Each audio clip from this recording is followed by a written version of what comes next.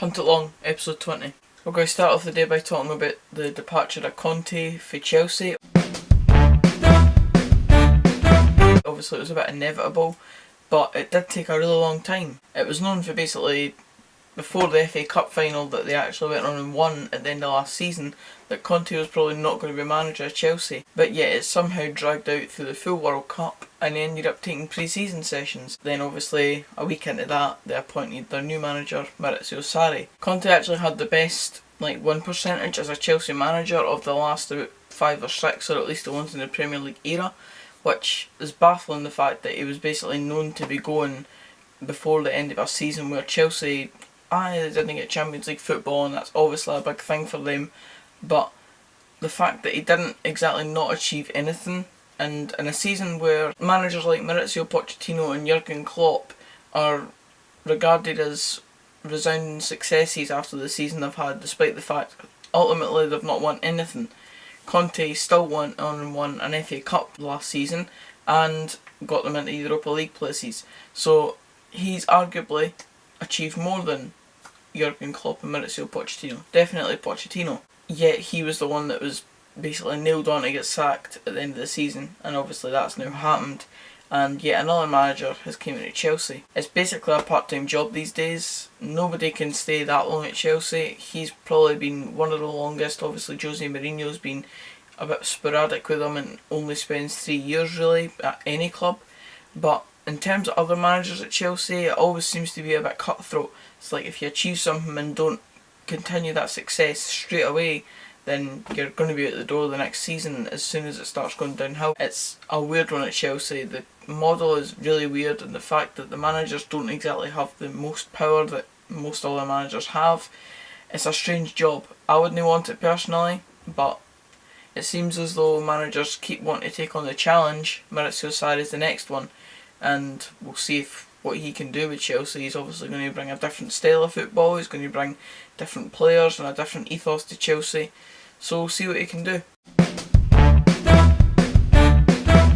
I spoke about it last week before the World Cup final and before the England semi-final actually took place, but obviously France went on and won the World Cup final, as I spoke about in my match review of the World Cup final, which you can go check out right now. I'll leave it in the top right hand corner. As I mentioned, France won it, and the journeys of some of these players is unbelievable. Obviously every player has their own journey, and no doubt if Croatia had won it, if England had won it, if any other team had won it, there would be these journeys that they've went on in the past 5-6 years, or even just in their lifetime. Stories of players like Paul Pogba, N'Golo Kante and Kylian Mbappe are really inspirational. We all know about Paul Pogba. Of course, he was part of Man United's sort of youth system, and in 2011 he was playing against Ayr United at Somerset Park, and then fast forward 7 years and he's winning a World Cup and taking Manchester United to new heights in the Champions League and hoping to obviously progress with them, providing he stays at Man United. As I said, it's one of these journeys that is just mental to think of. Of course, as I said, every player has their own journey. You could get multiple stories of these, like Andy Robertson's one for example, that gets constantly recycled every time something happens with him. When it's big players like this and they come from nowhere to suddenly being one of the world's biggest stars, it's amazing. Next up's N'Golo Kante, and in 2012 he was playing in League 2 or League 2 or whatever it is in France. Then he obviously went to Leicester for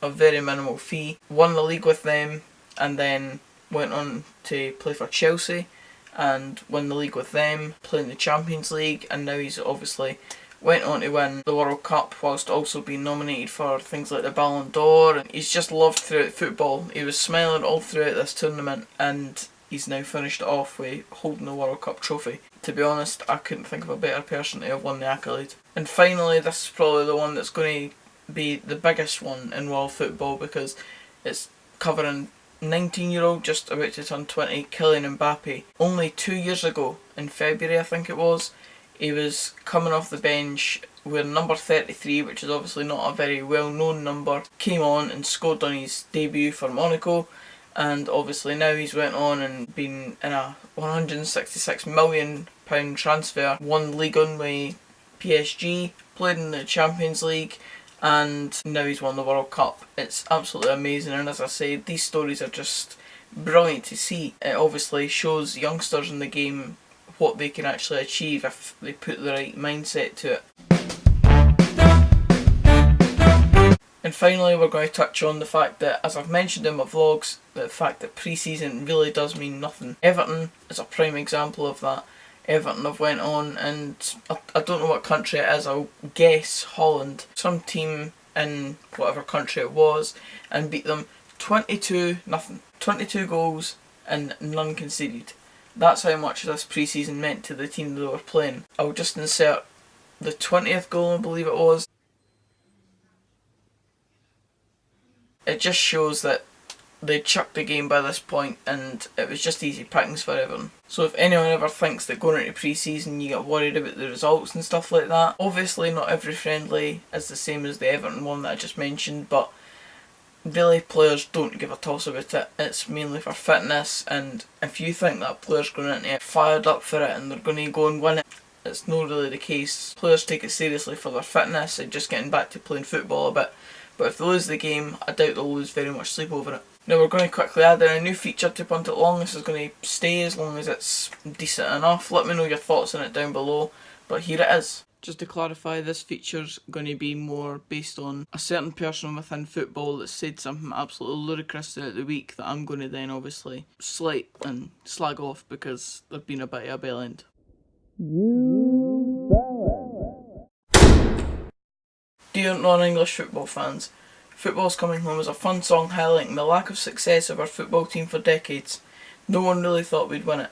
I totally get why you might think it was our arrogance, but it's more our self-deprecatory sense of humour. That was Gary Lineker trying to make a claim that England did not think they were ever going to win the World Cup. No one in the full of England ever thought that England were going to get anywhere near the final and anywhere near lifting the trophy. Think again, Gary Lineker. Nah, I'm not having it. There's no chance that that song was made just off the basis of the fact you were so shite for the last multiple tournaments. And of course, Scotland have been shite and no got to any tournaments. But the fact that you're trying to claim now, after England have got knocked out, that you weren't even close to winning it anyway and nobody ever thought you would have, stop clutching at straws, man. Clearly thought you were going to, you clearly thought you had a chance. The way that the TV shows were going on about it, in every sort of segment you'd mention 1966, you'd mention everything under the sun to do with England and always try to shoehorn them into a conversation despite the fact if it was Iran versus Portugal or England v Sweden. It's impossible that you think genuinely that nobody in the country of England thought that they were going to win the World Cup. So, sling your hook.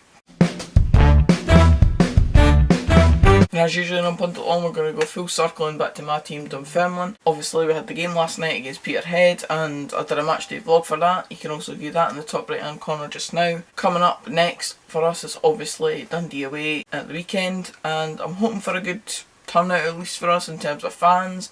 I'm not sure what to expect in terms of the game. Of course we're still a new team gelling. Dundee are very similar, they've obviously got better players, higher calibre anyway. I don't know what to expect. It depends how our new system is gelled in yet. Obviously we looked pretty good last night, but in terms of gelling against the Premier League side, it looked okay versus Motherwell, but nothing spectacular. So it'll be a new test and it'll be interesting to see how we fare up against obviously a higher calibre opposition. And that's it for this episode of Punt It Long. If you did enjoy and you like the new studio behind me, of course it's absolutely fantastic. Please give it a like, leave a comment down below of anything that I've spoke about. Let me know about the new features if you like that. Subscribe for more of this type of content, and I'll see you in the next one. Cheers guys.